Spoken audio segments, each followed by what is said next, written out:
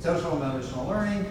There's a great study on it. If you want to learn lots about this, go to sbl.fordhaminstitute.org. You'll know more than you ever wanted to know. And parents don't really view this as favorably as teachers do. That's a common theme, by the way, in lots of surveys. Parents' beliefs versus teachers and teaching administrators believe very different about what's important. And all these things, 21st century skills, whole child development, grit. Remember Dr. Alban was here, we talked about grit quite a bit. That was her big theme. Parents aren't as interested in these things. They just want math, science, good education. There are sort of conspiracies about social emotional learning, like we're turning kids into a bunch of Marxists through this. I don't believe any of that, but what I would say is it's just taking up time. You could spend more time, and you can incorporate these things. Like when I'm a tennis coach, when I teach tennis, I'll show you the stroke, but then I'll also talk about an attitude you need to have while you're hitting it. There's ways you can work in some of these social emotional things that don't take much time. It's just a sentence or two as you're teaching a technique on math or science or whatever. You can talk about resilience and things like that. I tend to view, and it's only based on what I've read. I'm not an expert at all, but the social emotional learning, to me, that component, and like you said, it consumes a lot of time. Yeah. But it also is being administered by people who should not be administering it. It is something that is actually a practice. Yes. Or something that is used in practice by psychologists and people who actually have degrees and are trained to apply that practice. Yes. And they're putting this in a classroom and expecting the teacher to apply those practices, and they're not trained to do that. Right. That's my big opposition. Teaching isn't therapy, but this is teaching is therapy kind of thing. Right. Which is a general theme across the whole system. It's education is all about social justice, it's all about therapy. Frederick County, as you know, I was commenting online, they have restorative practices that are supposed to treat backward. It's all this other stuff. It's can you just teach math better, right? That's all math's get, right? We don't need to get into any of these other things, Okay, I saw this come into FCPS. Yeah. When in the 70s, I was an elementary school kid at Walkersville. And that was the era where they bought us all foam furniture. Oh, yeah. So the elementary schools all had foam furniture. Yeah. It took about 5 minutes for Billy Eichelberg to turn it into a pincushion. Right. So that was a little freaky. And I remember watching this movie, they showed it to us, it's called Free Be You and Me. Yeah, So if you're a boy, it was okay to play with dolls. Yeah. And it was okay for women to run track. Everybody was okay, we're all right with that. Yeah. So that was the initial push for that. Everybody's all right, whatever. Yeah. Fine. But I look at so my dad was a social worker, right? So I was glancingly familiar with what he did for a living. I look at the current the proposed health curriculum, and I'm like, these are encounter groups from the 1970s.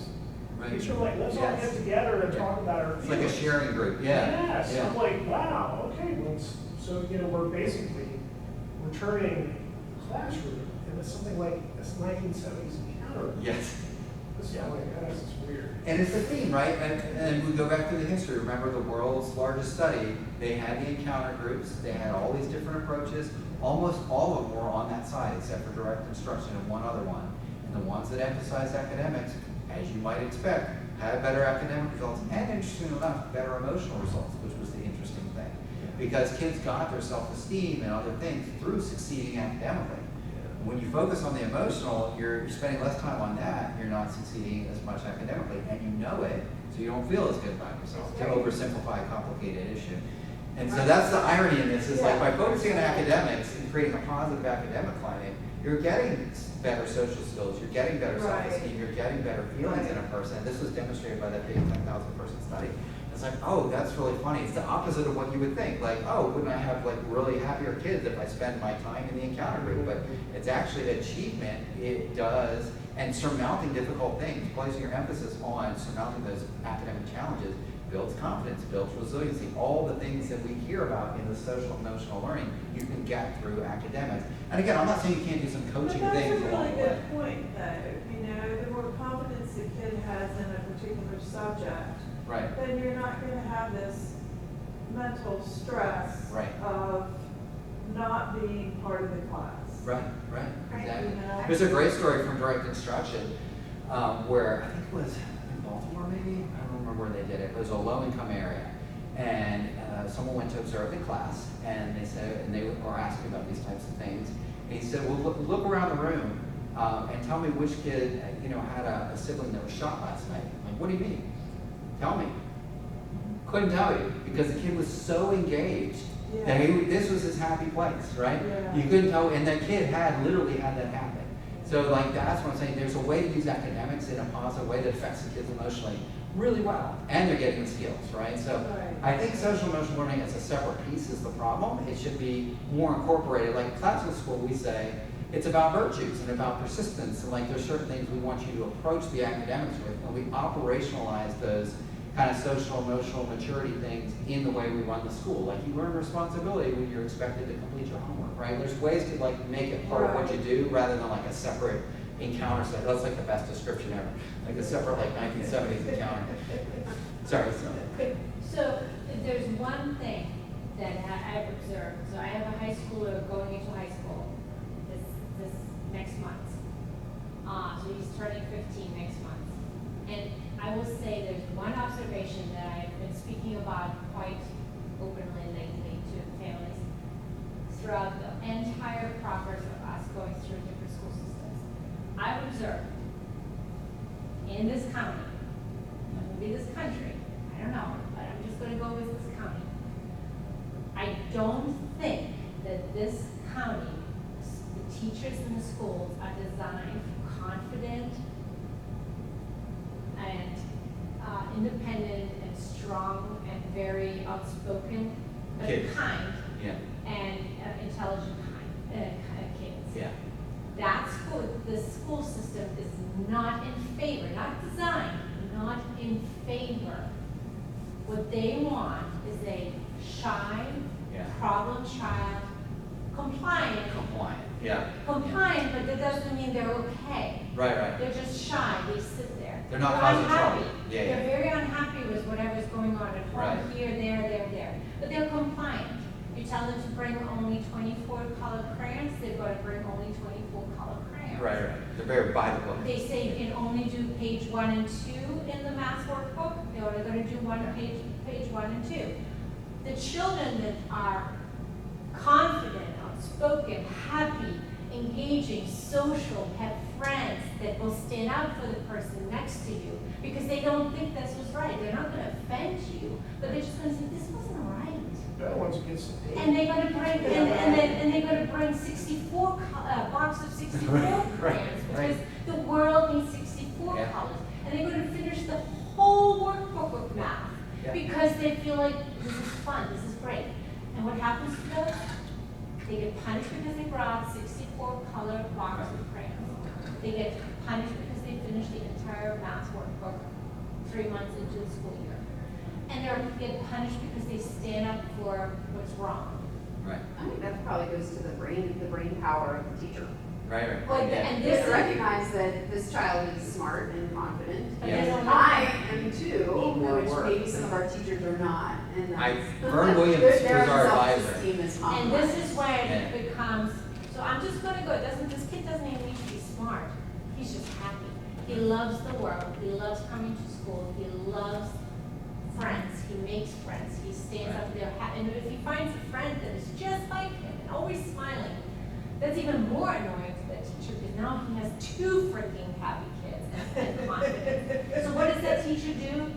He sabotages. Yeah. He's I've going seen to it. do power struggle. Yeah, He's yeah. going to do I'm going to crush you like a cockroach. Yeah. Because I don't like you being happy, independent, confident, and this is, I've observed this. Well, not to just- Anne's point, I would say that, It's the teacher's It's- self-esteem it's your is self-esteem. compromised. Yeah. And They're they're threatened. okay letting it slide once, but the second time, your kid's going to pay for it.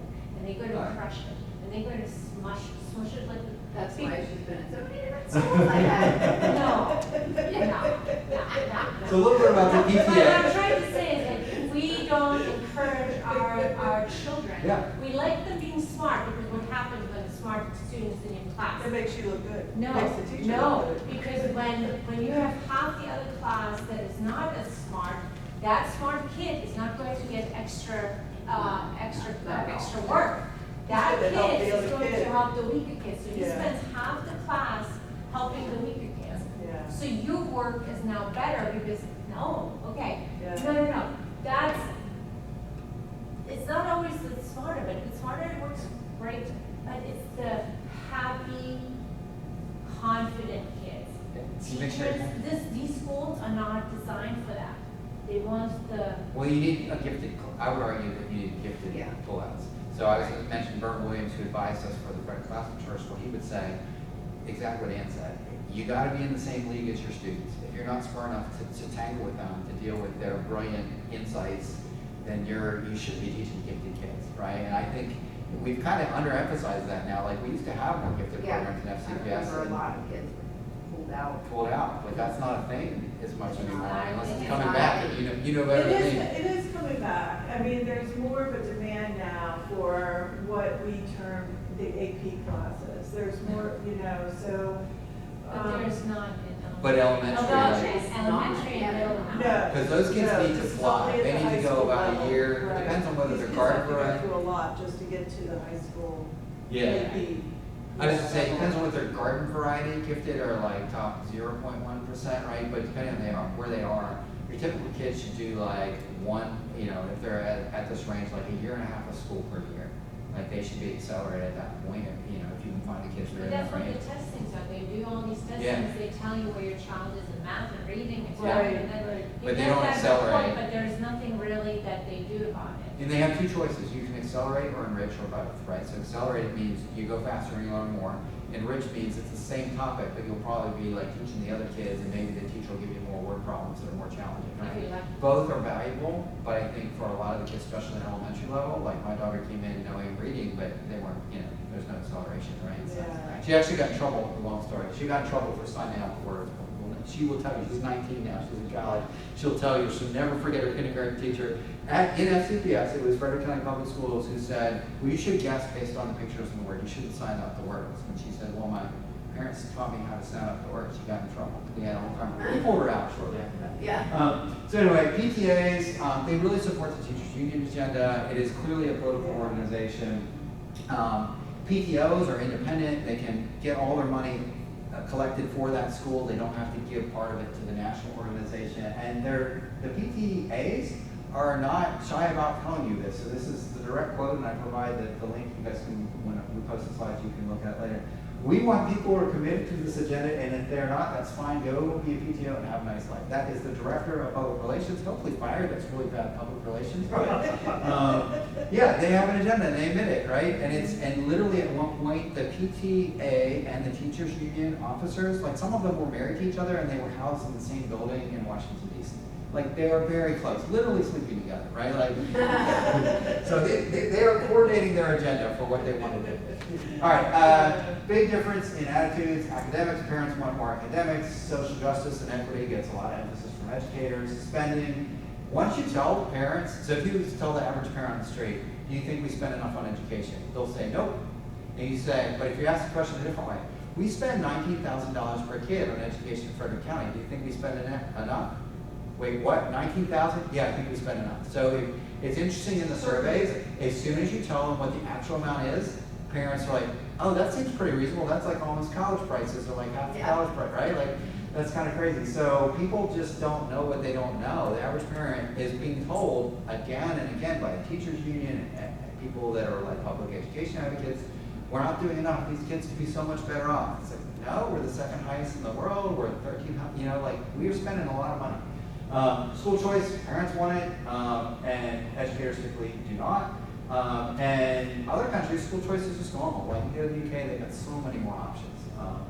And it's widely supported by both parties in other places. But here it's very political, it's associated with the right. It doesn't actually make sense for it to be associated to the right, because if you view like school vouchers are effectively an entitlement, and Democrats tend to favor entitlements, it doesn't make any sense. And it's all based on voting. Who votes for Democrats and where do Democrats get their support? From the teachers union, who doesn't want that. That's why it's going that way. If it weren't for that, Of course Democrats would support this. They support, socialized healthcare. They support other things that are entitlements, just not this one, because their voting base doesn't like it. So it doesn't actually, that's why it is that way.